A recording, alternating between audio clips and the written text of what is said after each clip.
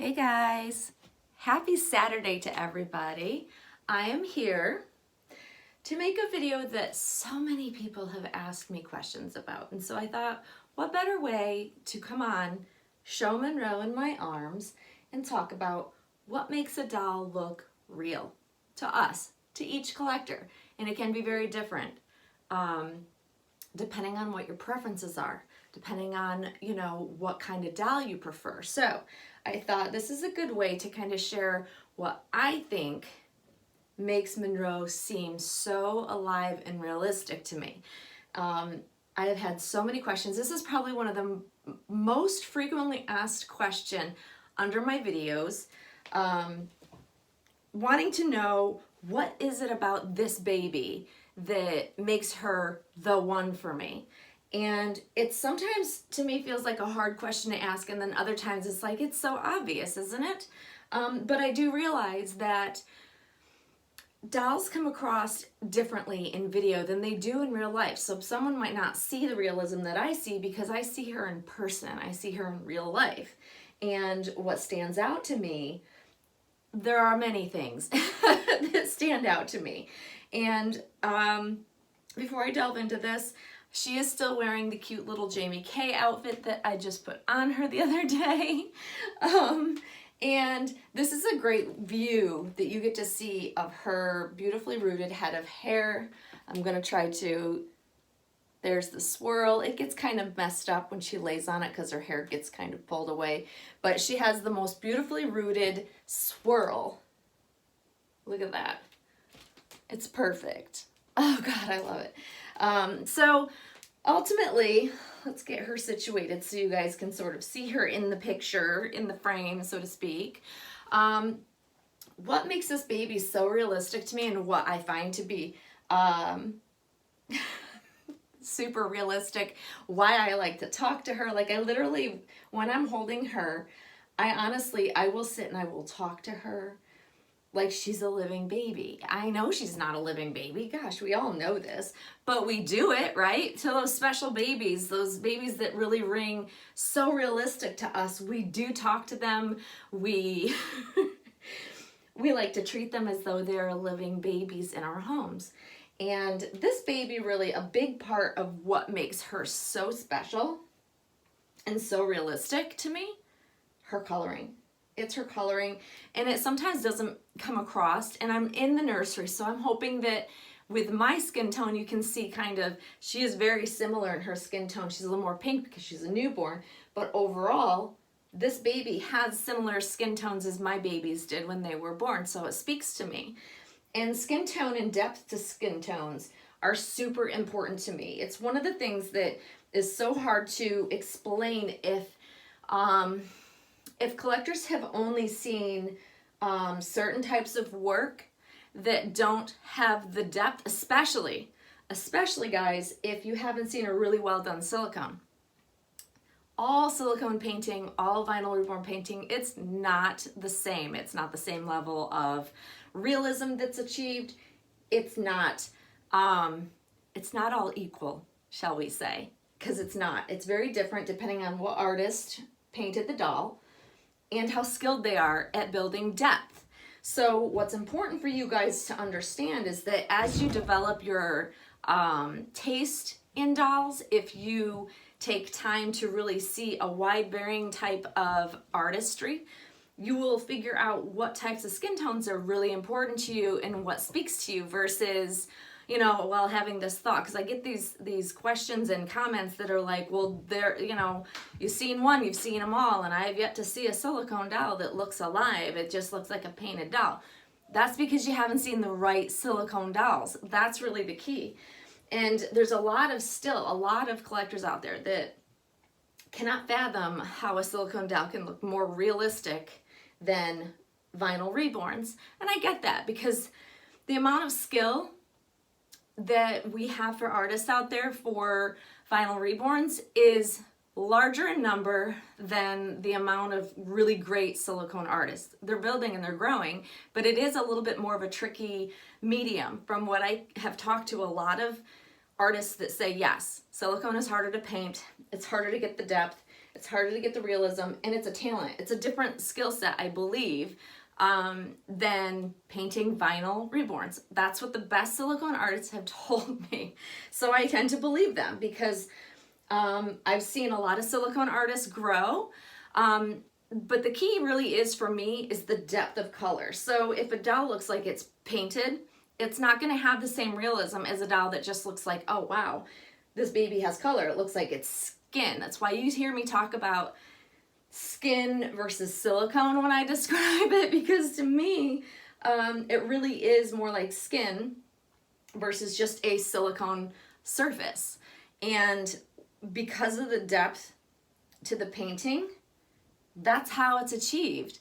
And you know, you guys have heard me sing Claire Taylor praises like for years and years, and I will continue to do so because Claire, I think, is the best silicone painter for me.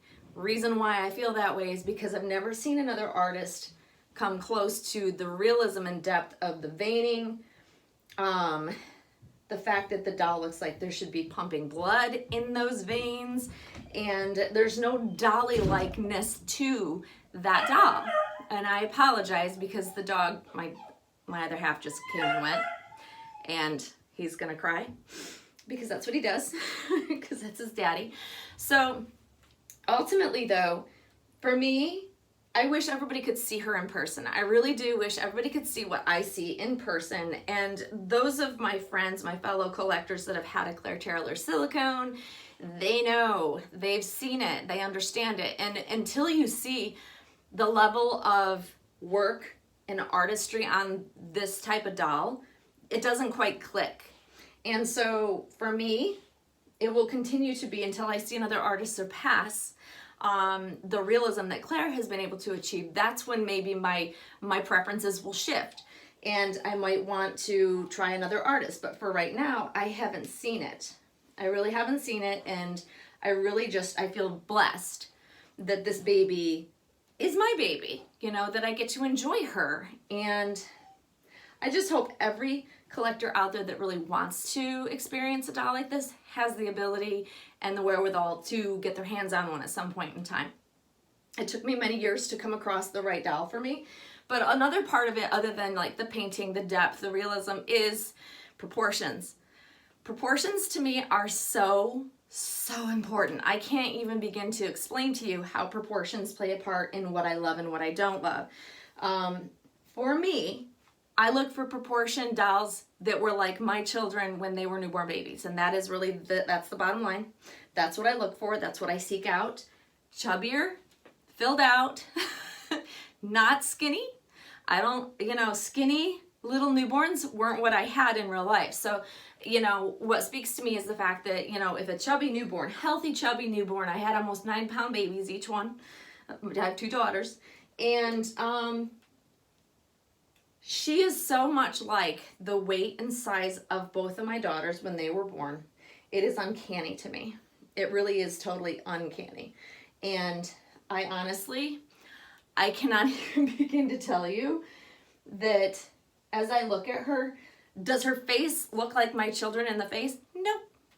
But the hair is the same color. The eyes are definitely not the same color because, you know, newborns are, you know, dark blue. My newborns and most newborns are born with dark blue eyes.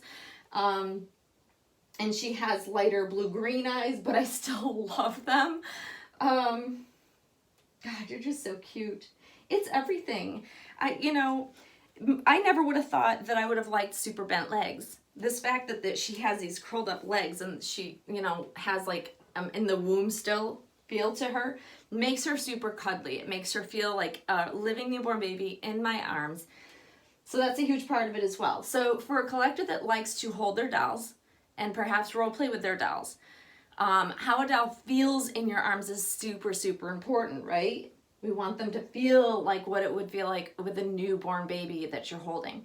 I will tell you that I've had a couple of friends, since I've had Monroe, I've had a couple of friends have babies, and I got to do let's compare.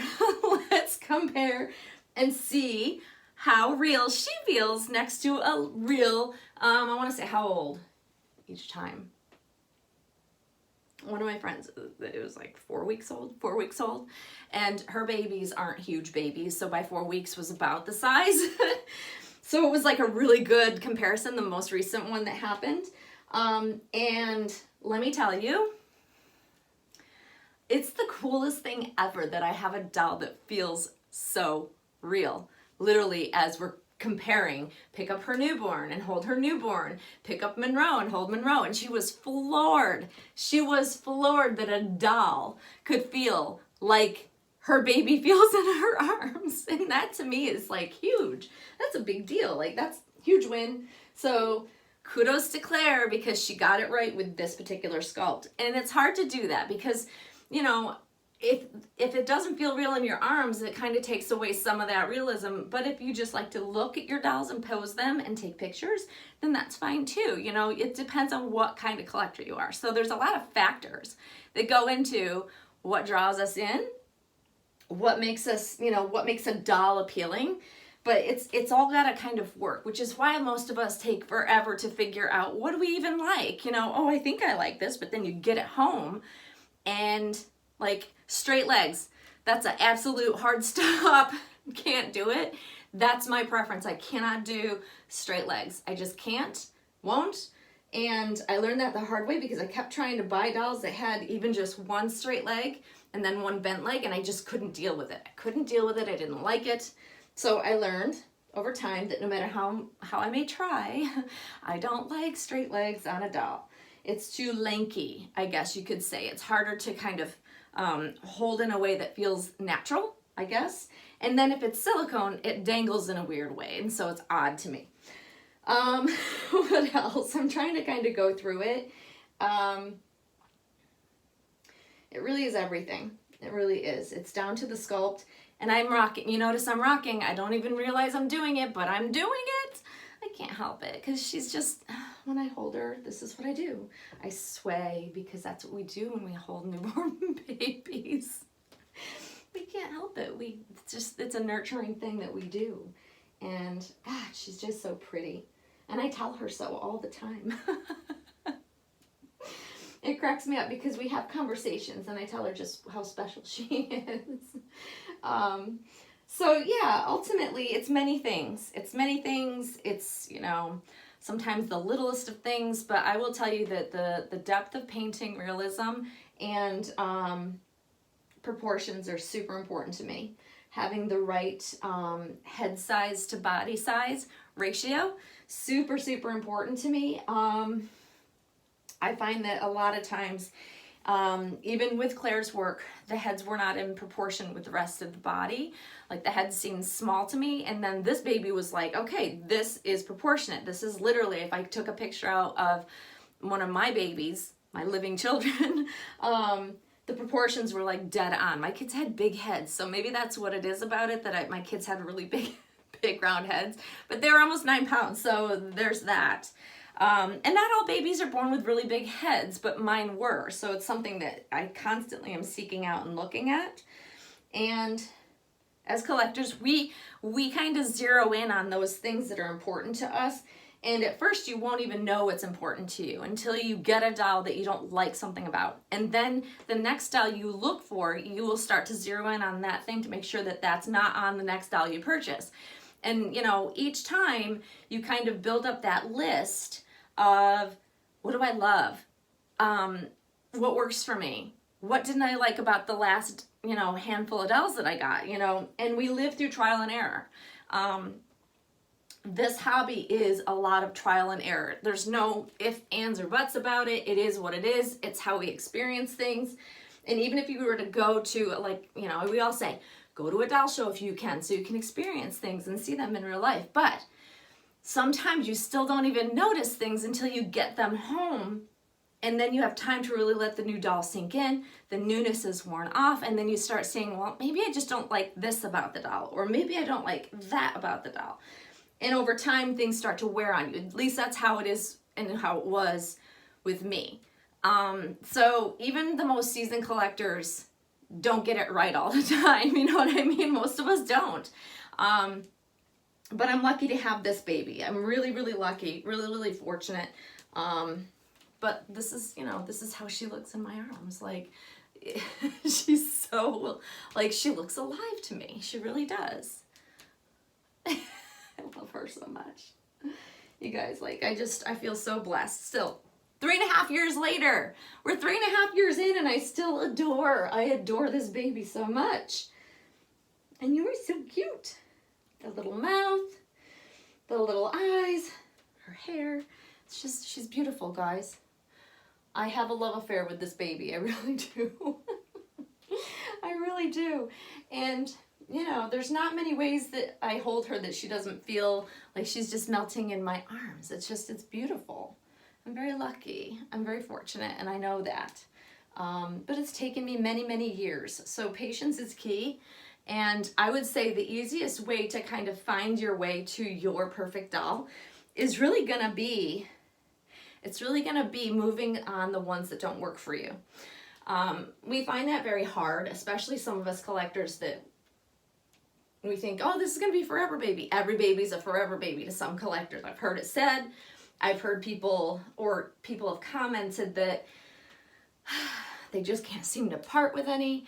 But I will tell you that if you want to get to the really special dolls, you got to part with the ones that aren't 100% like singing, you know, praises to your heart. Like, if the doll does not really sing to you, move it on. If you have some that are pretty close, keep those. But I will tell you, you know, not having too many to feel overwhelming and not understand what it is you like is a big part of figuring that out. And not having too many dolls is like key, is what I feel. It's easy to get, you know, attached to certain dolls that you like for certain reasons. But if the doll doesn't work, the doll doesn't work. And by letting go of some of those dolls that aren't perfect for you, it also frees up cash to spend on the more special dolls. So if a one comes across that is really expensive or, you know, out of your normal price range, sell a couple, free up some funds, put it towards that, and then you have more dolly funds to buy the special, the more right one that seems to, you know, tick all those boxes. And I'm telling you, that's the best way to build to that special doll that you really, really want to bring home. And that's how we've all done it. Most of us collectors that have been around and doing it for a long time, that's really how we've managed to do that. And, you know, not everybody has, you know, unlimited funds, so you have to free up funds. And so let go of those dolls you don't love, and don't speak to you, you know. And I will tell you, people are like, how do you not keep buying? I don't keep buying because I feel like I have the best. And that really is different for everybody as well. But the urge, I enjoy seeing many other dolls in other people's collections, and I live vicariously through my friends who bring home new dolls. I don't have the urge to buy because I feel like I've got it here. And I think that you know you've achieved finding the perfect baby or as close to perfect as you can because you stop seeing like, I gotta have it with every other new doll that comes out on the market. And I think that was key for me. But like I said, for those that haven't followed me long, I've been doing this more than 20 years. So it took me a really long time to get to Monroe. It took me a long time to get down to, you know, a couple special dolls and just keep it at that and have a nursery with one special doll that I feature. I have other dolls. I have some other dolls. Y'all just don't see them. And that's okay. But I'm just sharing because it was asked. It's not for everybody, I get that, but for those that really do want to get down to that doll, to find that special doll, to figure out what it is that makes the doll so perfect, that's how I got there. And let me tell you, it's a lot of trial and error, and it's a lot of expensive trial and error. That's kind of the only downfall, is that we do spend a lot of money and we don't necessarily ever get our money, our full investment, I should say, back from the dolls we sell on. But that's kind of part of the experience. And one of my doll friends actually said, you know, even if I get to experience a doll that I really like and it helps me get to that next special doll and I lose a little money, I feel like it's, I think her wording was, you know, it's like I'm paying for the time that I got to have the doll. So I'm happy to take the loss, so to speak, because it helps me gain perspective on what I want to get next. So I think that's a really good way to think about it. Yes, just look at you. It's just the sweetest baby. I do love her, guys. So hopefully that gives you a little bit of perspective on what makes a doll look real. And do the mirror test, guys. Do the mirror test. I strongly advise doing the mirror test. You know, hold the baby in the mirror as you would a living newborn baby. Look at the head in your arms. Look at the proportions. Look at the side profile. Like, look at all the different angles that a doll can look slightly different. All in the, like, whatever view you're looking at. Take that in. See what you like, see what you don't like. I love this baby every angle. And for me, that's important because I do the mirror test all the time. I do. As I'm carrying her around my house, when I'm just cuddling her and enjoying her, you know, the biggest thing, and I'm still rocking. I hope I'm not making you guys crazy by seeing me do that. But I like to see how she looks when I pass a mirror. It's really important to me. I like seeing her hairline, so realistic. I love to see how her head just cradles in my arm so realistically, and she just curls around like a baby would when you're holding them. It's just, it's all of those things. But yeah, the mirror test is a really good one. Or if you have someone that can take pictures of you holding the baby, that's also a good way to see them in your arms. But the mirror test you can do on your own. You don't have to have someone take the picture for you. It's great. It's a great tool, guys. Use it. Right? That's how we got here, huh? She's... Sorry. Okay, so I'm going to wrap it up there. Y'all, you know, I try not to ramble, but like it's hard to kind of put into words every little thing, and I'm trying to cover as much as I can. Even when I write it down, I still kind of get off on these like, okay, as I'm talking to you guys, I'm talking to you like I would be talking to you in person and trying to explain things. So yeah, I apologize if it bothers anybody that I kind of ramble on, but it is kind of like most of us doll collectors do ramble a little bit. That's why we put it out there, so you guys can hear us, you know, talk about our dolls, because y'all are like our friends. It's just, it's fun. It's fun, huh? All right, guys, I'm wrapping it up there. I hope you're having a great start to your day, and we will see you all very soon, guys. Thanks for watching. Bye-bye.